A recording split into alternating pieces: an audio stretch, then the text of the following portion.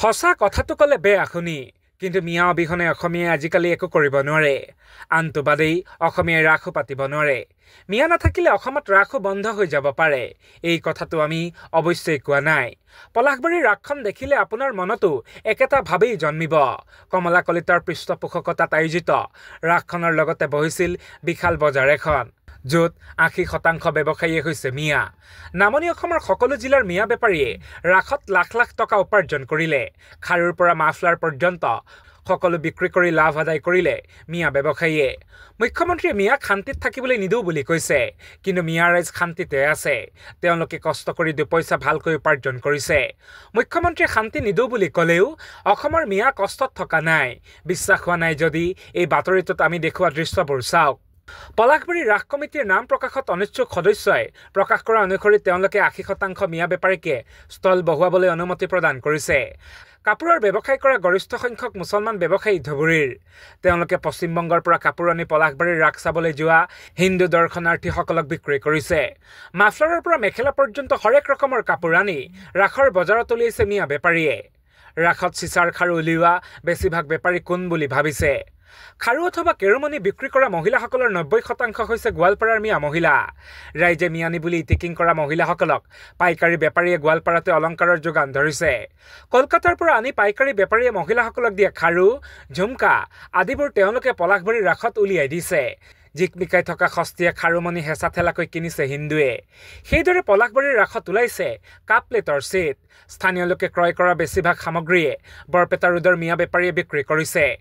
তেওঁলোকে উৰিষ্যাৰ পৰা এইবোৰ আহে বুলি আমাক জানিবলৈ দিছিল। ৰাস কমিটিৰ বিশেষ সদস্যজনে সদৰি কৰা মতে প্ৰথমে ৰাসত মিয়া বেপাৰীক ষ্টল দিয়াক লৈ কেইবাজনো সদস্যই আপত্তি কৰিছিল। কিন্তু বজাৰত সামগ্ৰী উলিয়াবলৈ মাত্ৰ কেইজনমান হিন্দু যুৱকেহে ষ্টল বিচাৰিলে।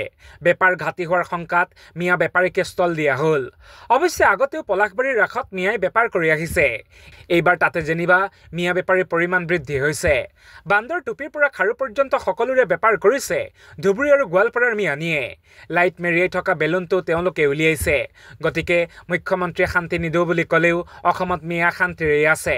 পলাশবাৰীৰ ৰাসৰ দৰে ভিন্ন স্থানত তেওঁলোকে সুখে শান্তিৰে বেপাৰ কৰি ফুৰিছে। মুখ্যমন্ত্ৰীয়ে কোৱাৰ দৰে অসমত মিয়া কষ্টত থকা নাই।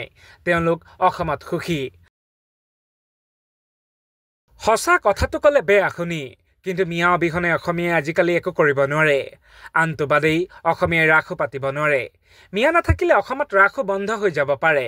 এই কথাটো আমি অৱশ্যেই কোৱা নাই। পলাশবাৰীৰ ৰাসখন দেখিলে আপোনাৰ মনতো একেটা ভাৱেই জন্মিব। কমলা কলিতাৰ পৃষ্ঠপোষকতাত আয়োজিত ৰাসখনৰ লগতে বহিছিল বিশাল বজাৰ এখন, য'ত ৮০% ব্যৱসায়ীয়ে হৈছে মিয়া। নামনি অসমৰ সকলো জিলাৰ মিয়া বেপাৰীয়ে ৰাসত লাখ লাখ টকা উপাৰ্জন কৰিলে।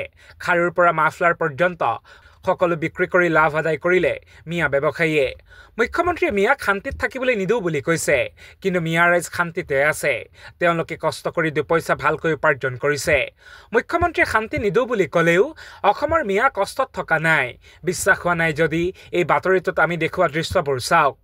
পলাশবাৰী ৰাস কমিটিৰ নাম প্ৰকাশত অনিচ্ছুক সদস্যই প্ৰকাশ কৰা অনুসৰি তেওঁলোকে ৮০% মিয়া বেপাৰীকে ষ্টল বহুৱাবলৈ অনুমতি প্ৰদান কৰিছে। কাপোৰৰ ব্যৱসায় কৰা গৰিষ্ঠ সংখ্যক মুছলমান ব্যৱসায়ী ধুবুৰীৰ। তেওঁলোকে পশ্চিমবংগৰ পৰা কাপোৰ আনি পলাশবাৰীৰ ৰাস চাবলৈ যোৱা হিন্দু দৰ্শনাৰ্থীসকলক বিক্ৰী কৰিছে।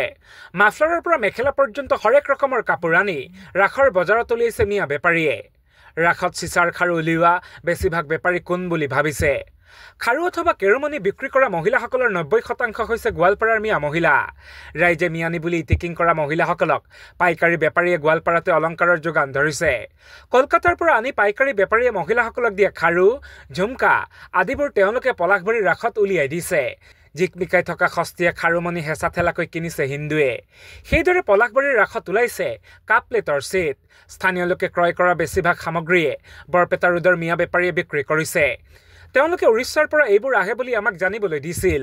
ৰাস কমিটিৰ বিশেষ সদস্যজনে সদৰি কৰা মতে প্ৰথমে ৰাসত মিয়া বেপাৰীক ষ্টল দিয়াক লৈ কেইবাজনো সদস্যই আপত্তি কৰিছিল। কিন্তু বজাৰত সামগ্ৰী উলিয়াবলৈ মাত্ৰ কেইজনমান হিন্দু যুৱকেহে ষ্টল বিচাৰিলে। বেপাৰ ঘাটি হোৱাৰ শংকাত মিয়া বেপাৰীকে ষ্টল দিয়া হ'ল। অৱশ্যে আগতেও পলাশবাৰীৰ ৰাসত মিয়াই বেপাৰ কৰি আহিছে। এইবাৰ তাতে যেনিবা মিয়া বেপাৰীৰ পৰিমাণ বৃদ্ধি হৈছে। বান্দৰ টুপিৰ পৰা খাৰু পৰ্যন্ত সকলোৰে বেপাৰ কৰিছে ধুবুৰী আৰু গোৱালপাৰাৰ মিয়ানীয়ে। লাইট মেৰিয়াই থকা বেলুনটো তেওঁলোকে উলিয়াইছে গতিকে মুখ্যমন্ত্ৰীয়ে শান্তি নিদিওঁ বুলি ক'লেও অসমত মিয়া শান্তিৰে আছে পলাশবাৰীৰ ৰাসৰ দৰে ভিন্ন স্থানত তেওঁলোকে সুখে শান্তিৰে বেপাৰ কৰি ফুৰিছে মুখ্যমন্ত্ৰীয়ে কোৱাৰ দৰে অসমত মিয়া কষ্টত থকা নাই তেওঁলোক অসমত সুখী